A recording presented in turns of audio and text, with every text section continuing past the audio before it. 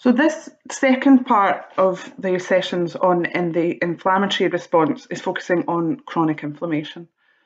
And chronic inflammation is really, really key to us and our role as DCPs for a lot of reasons, which we'll talk about at the end of this session. And so because of that, I'm going to talk you through all the learning outcomes for this session, and then you'll have a slightly different type of worksheet to do at the end. So we've already discussed acute inflammation as a short, sharp, fast type of response. So now we're thinking about chronic inflammation. And the real key with chronic inflammation, the thing that really defines it and makes it different from acute, is that it has a prolonged duration. So it continues on for a long period of time.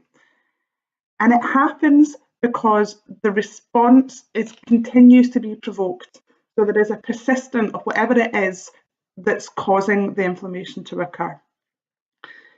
It's characterised by continuing inflammation at the same time as the body trying to heal itself.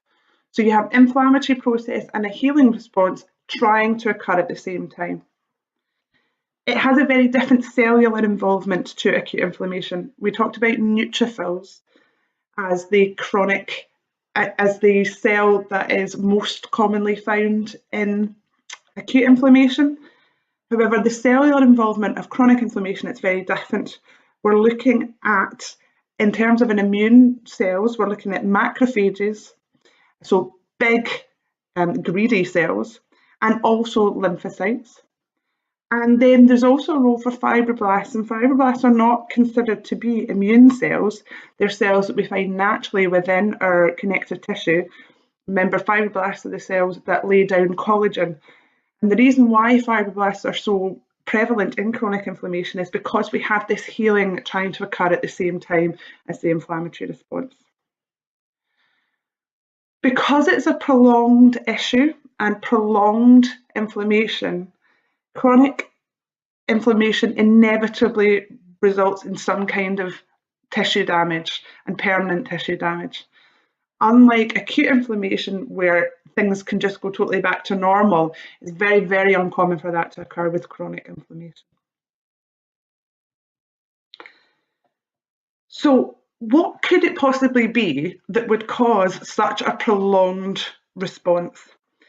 And most commonly what we're talking about is a progression from acute inflammation. Remember, that was one of the 4 possible outcomes of acute inflammation, progression to chronic, and that is the most common reason. So either because you've had an acute inflammatory response that has continued, or because you've had repeated episodes of acute inflammation. So they are by far the most common reason why chronic inflammation happens. There are a couple of occasions where things are slightly different. One situation is what we call de novo. And what that means is, although there has been an acute inflammatory response, it was a very low grade and the patient was unaware of it.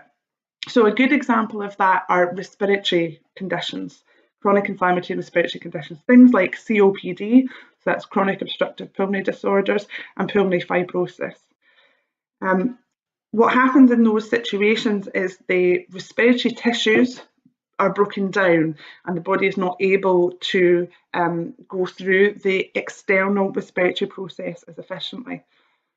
And these usually happen because of a long-term chronic irritant, so something like smoking, for example, or there could be occupational exposures as well.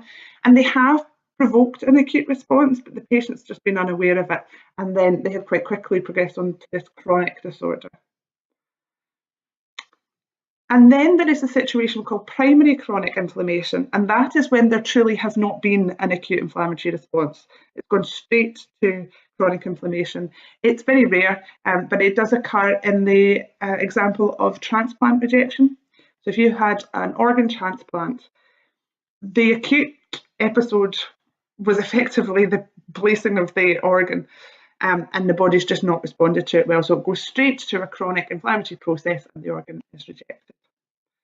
So de novo and primary chronic are possibilities, but by far the most common situation is that there's been acute inflammation that hasn't resolved. So what could it be then? What could be the causative factor that would result in the body progression to this chronic inflammatory process. And there's a few options. The first one we're talking about here is an infectious organism that can resist the host defences.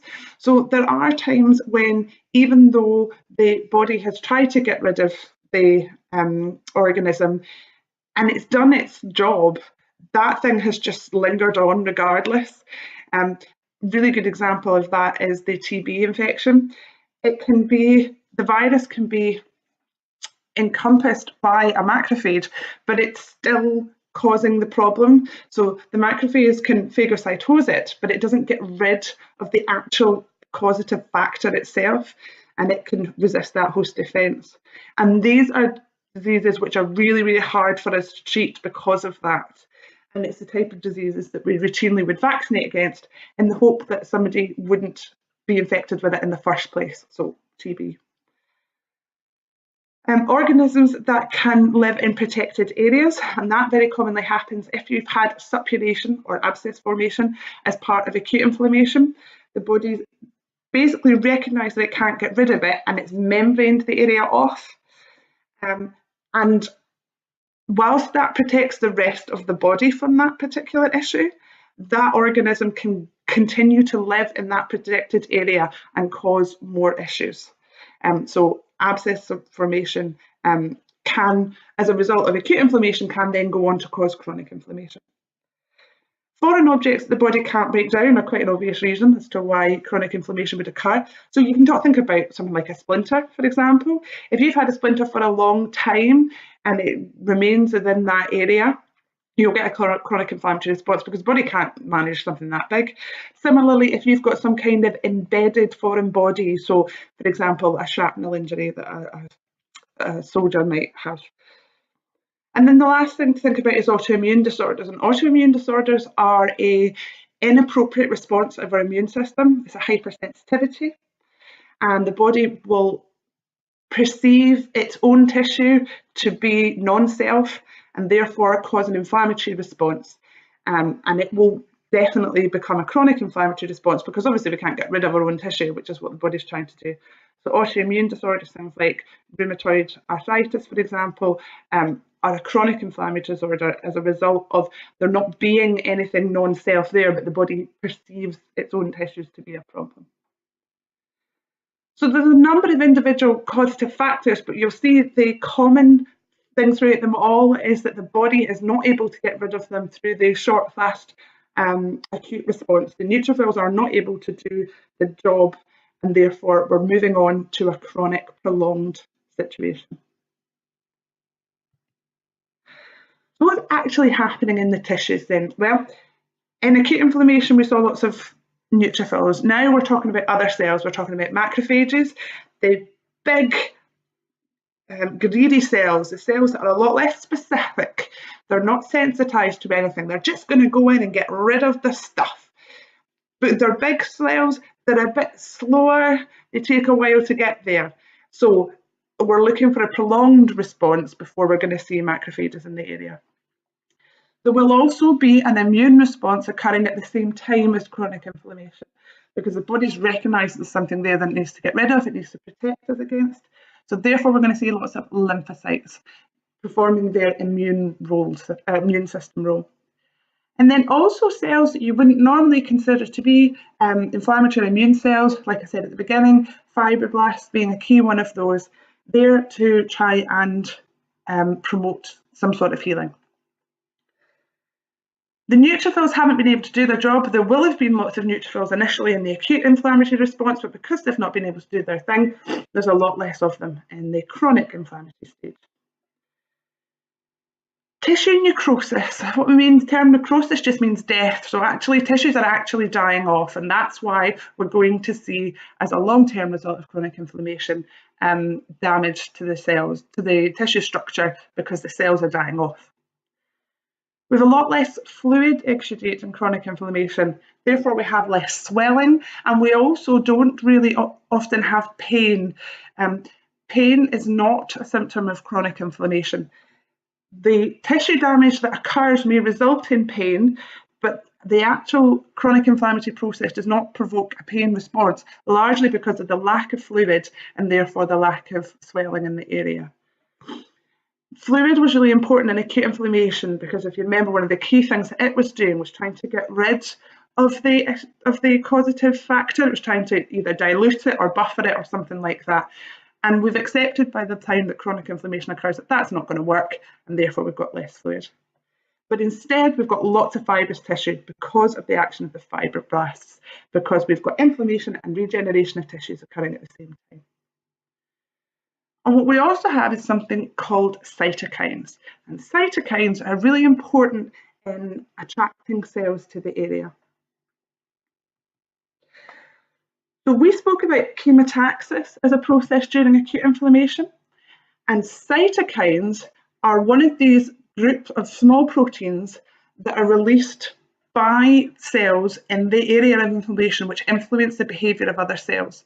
So they're part of the chemotactic process. These small chemical mediators, small proteins, are released by the immune cells in the area. So they're released by the macrophages and the lymphocytes, and they are trying to encourage other cells to come to the area so that they can have a quicker and a bigger response basically to what's going on. Cytokines are also released by the normal tissue cells. So what I mean by normal is not inflammatory or immune cells. So therefore fibroblasts, epithelial cells, even fat cells, so adipocytes will produce them, all to try and increase the inflammatory response to therefore help it get better quicker. A big thing of what they do is they bring macrophages to the area. Remember I said they're big, kind of lazy cells. They're slow. They need a lot of motivation, a lot of encouragement to get to the area, and that's what the cytokines are doing. And they also initiate inflammatory markers. So inflammatory markers are substances that the body produces that say, hello, we've got a chronic inflammation problem going on here. And inflammatory markers are one of the things that we can look for in order to try and diagnose a chronic inflammatory situation. So we can do blood tests and look for these inflammatory markers, and that will tell us if there is a chronic inflammatory process going on. So let's think specifically about the macrophage then, and what role the macrophage is playing. We can kind of work out the lymphocytes' role because they're immune cells, and we've already talked about the immune system. And the fibroblasts are there to repair and regenerate the tissue that's been broken down. So let's think specifically about the macrophage then. Big phagocytic cells. They've got a much wider diet than neutrophils, so they can engulf and phagocytose much bigger stuff. And they can also live a lot longer. The turnover of neutrophils is quite high, whereas macrophages last quite a long time. They respond to cytokines to be attracted to the area, and then when they get there, they also produce their own cytokines to increase the inflammatory response in the area. They have an ability to take an organism and phagocytose it, so engulf it, and make it non-harmful to the body, but then they can display that antigen that belonged to that organism on their surface. And that's where the chronic inflammatory response and the immune response really link together, because the macrophage is there doing an inflammatory role, but at the same time it can act to sensitize things like the T memory cells and the B memory cells to say, oh, remember, we've met this before, and because it will display its antigen on the outside, but in a safe way. If the organism or the causative agent that the macrophage is trying to get rid of is really persistent or really big, then what can happen is the macrophages, which are already quite big, can merge together and coalesce and form giant cells, and they do that to try and get rid of this persistent problem. However, that in itself can cause an issue. And because these cells get so big, they can cause blockages in the very fine capillaries within our body. And that's something that you see in autoimmune disorders, in particular HIV, because these cells become so big and they start to cause problems in themselves. And that is can occur as a result of very long-term chronic inflammation. So the macrophage very much replaces the neutrophils that were there in acute inflammation. They've not been able to do their job, so the big boys come in to try and take over.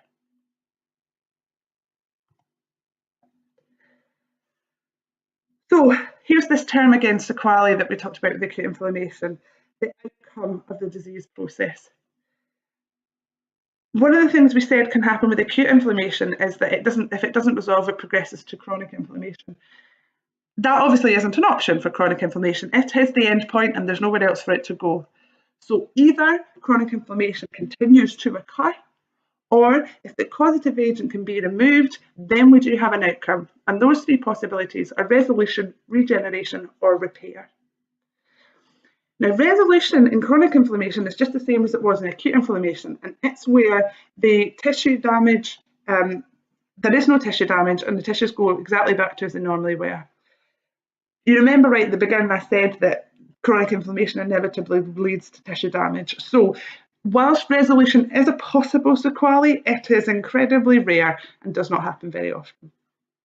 So regeneration and repair are your real options for chronic inflammation. So regeneration is where tissue has been lost, but our body is able to repair it to almost exactly the same architecture as it was before. So if you looked under a microscope at the tissues following chronic inflammation, if regeneration has occurred, we wouldn't be able to see any difference between that and tissues where chronic inflammation had not occurred. And it happens for two reasons, either because there's been very little tissue damage, so it's just been, although it's chronic, it's been quite a short progression and it's caused just a very small amount of damage. Or regeneration can also occur if there's been larger areas of damage, but in very simple tissues. So, for example, simple epithelium. It's either one cell thick or very few cells thick, and all the cells are exactly the same. It's not a particularly complex structure, so the body can repair it to look exactly like it did before, so therefore regenerate. It also occurs if tissues have a high turnover anyway. So if it's tissues that replace themselves on a regular basis, they're used to doing that, and therefore they can regenerate. So for example, mucous membranes, non-keratinized, they are being repaired all the time because they're areas that are subject to wear and tear. It's used to doing that. So our intraoral mucous membranes, for example, have the possibility of regeneration after chronic inflammation. And then the other option is repair, and this is when the chronic inflammation process has ended, but it has caused such significant damage that we can't get it back to as it was. The fibroblast activity has been really high, and we've got lots of fibrous tissue left over. Scar tissue may also be referred to as granulation tissue. So it's thick, dense tissue, lots of fibres, not a lot of cellular component. And it may be that you've started off with what was loose connective tissue, and as a result of the chronic inflammatory process, it's now becoming dense connective tissue, fibrous connective tissue, because of the amount of repair that's gone on.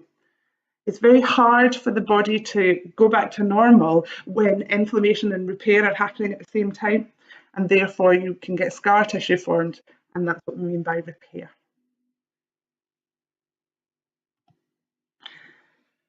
So right at the beginning of this video, I explained that chronic inflammation was really important to us as dental care professionals, and I want to have a wee chat about why now. One of the conditions that we spend most of our careers treating is periodontal disease, periodontitis, and periodontitis is a chronic inflammatory condition. You've probably discussed that already in CP1, and you will certainly talk about it a lot more when you do clinical dentistry one. But it is a chronic inflammatory condition. It goes on for a long time. It has few symptoms that the patients are aware of. However, all the time in the periodontal tissues, so in the periodontium, we're talking about the epithelial tissues, the connective tissues underlying the mucous membranes, the bone and the periodontal ligament. This process of damage and repair is happening all the time. And you are looking at repair as a sequelae of periodontitis rather than regeneration or resolution. We can't get the periodontal tissues back to what they were before the chronic inflammation happened. We're left with a fibrous tissue which is not as good at doing its job as the original periodontal tissues were. So we treat chronic inflammatory conditions. We must understand what's going on in those tissues in order to be able to treat that condition appropriately. It is an entirely preventable chronic inflammatory condition. And that differs because a lot of other chronic inflammatory conditions are not that way. It's not the patient's fault that it's happened. Whereas periodontal disease, if we can just manage plaque control better, then we can prevent the disease occurring in a lot of cases. So in order to be able to properly educate our patients about how they can prevent the disease and what's going to happen if they don't follow our advice, in order to provide that education, we must really understand the chronic inflammatory process. Another reason why our understanding of chronic inflammation is important is because a lot of the things that patients put on their medical histories, conditions that patients suffer from, are chronic inflammatory conditions. We treat patients holistically. You'll have heard that term quite a lot now. We're looking at them as more than just a mouth with teeth in it. We want to help them improve their lives as a whole, hence why we do things like smoking cessation advice and alcohol advice. So if we can understand the chronic inflammatory process, we can understand the diseases that the patients are suffering from throughout the whole of their body, then we can assist them in improving their lifestyle to try and reduce the progression and reduce the damage caused by these chronic inflammatory conditions. And in second year, when you do your human disease module, you're going to be talking quite a lot about chronic inflammatory conditions. So whilst acute inflammation is important because it's the initiating for chronic inflammation, it's chronic inflammation that you're going to see most often in the mouth, and it's a condition that you're going to be treating most often from a periodontal perspective.